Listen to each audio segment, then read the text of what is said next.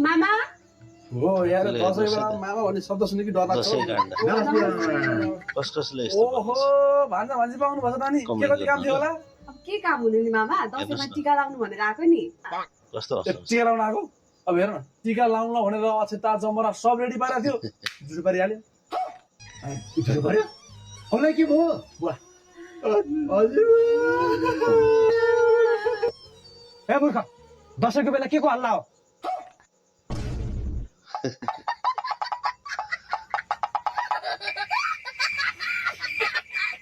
अनि अहिले जुटो पर्यो भन्नु भएन हजुरबा त यहीँ हुनुहुन्छ त नमस्ते हजुरबा ओहो नमस्ते नाति नातिनीहरू आउनु भएको रहेछ ल नाति नातिनीलाई टिका लगाएर पठाइदे म यहाँ भिडियो कलमा बित्छु अनि बेबीले टिका लगाऊ नि मामा अघि बुवाको जुठो पर्यो भन्नु भएन ए तेरिका भान्जी अघि बुवाले भात खाएर हात चुट्ने बेलामा मेरो हातमा जुठो पर्यो भन्यो क्या जुन हामीले के टिका लगाइदिनु भन्दा जुठो पर्यो